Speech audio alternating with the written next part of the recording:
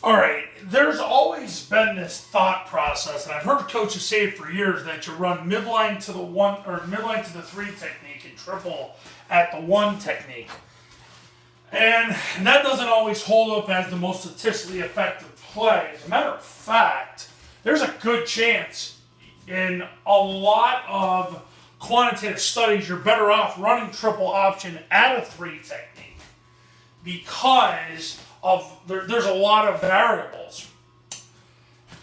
So here's how you run triple option at a three technique. First of all, the action starts at a three technique. So if there is a three technique, the guard makes the call. The call is deuce, deuce, deuce. The guard's going to step and get his near knee through the crotch of the three technique. In this case, it'd be his right knee. The tackle's going to get his left knee through the crotch of the three technique. Then the same hand is going to go to the stomach, and then they're going to vertically remove the three technique. On a deuce call, the center, he is going to cancel the play side A gap. So he's going to get his left knee through the crotch of the mic. If the mic is not there, he's going to get his left knee through the crotch of the safety.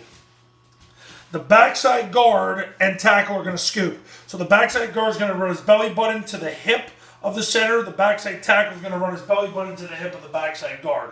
The backside receiver steps with his inside foot and cuts off the third player. Now, on the perimeter, number one's the defender touching the tackle. Number two's the defender on or past one. They belong to the quarterback. Number three's the alley player. That belongs to the play side A-back. He takes 3 flat steps at 45 degrees, puts his right forearm through number 3, traps him and drives him out of bounds. Now, if he can get his left knee through the crotch of number 3, even better. He'll strike with his left hand and then vertically remove number 3. And then if the ball gets pitched, they're pretty much screwed unless the safety can get over the top of that.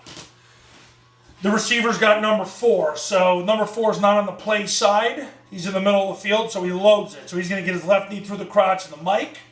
If the mic is canceled by the center or whatever happens, he'll get his left knee through the crotch of the free safety. So you've got one between the center and the receiver. Somebody's canceling the mic and somebody's canceling the safety. So this is what's called a load scheme. The quarterback's going to take the snap, jump in the gap, point the ball. It's the beatback's ball unless number 1 cancels the beat.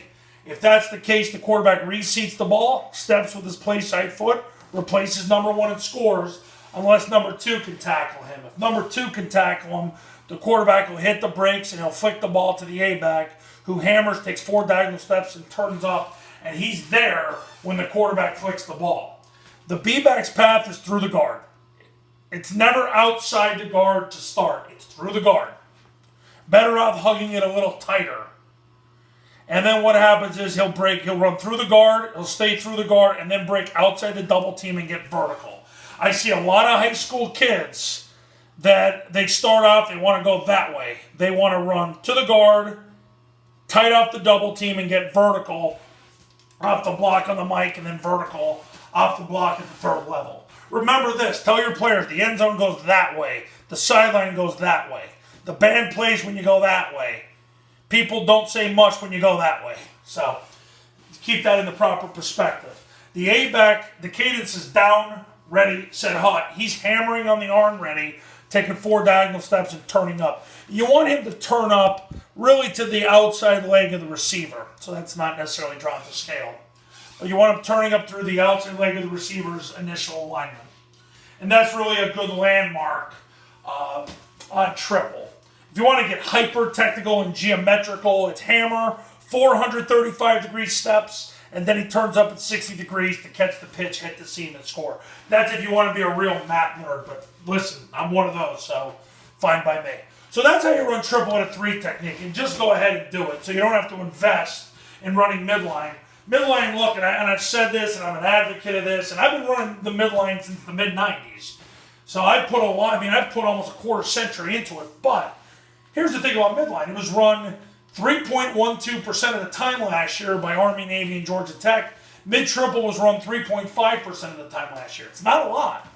So it's a casual play. It's not a play, unless you have really good players that can overcome you not following the system, yeah, then maybe you make it work. But for most of the people out there who come to me asking for help, I give them the data that helps them win, and that's the data.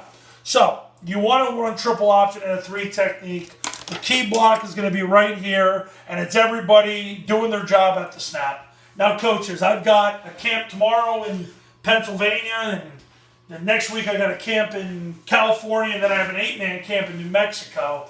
And then in July, I'm all over the place. So, if you want to get in for 2019, I got a spot or 2 open in July. If that's the case, give me a call at 570-332-0265, 570-332-0265. We're going to install Army, Navy, and Kennesaw State's triple option offense the right way the first time, and we do it to the number. Talk soon.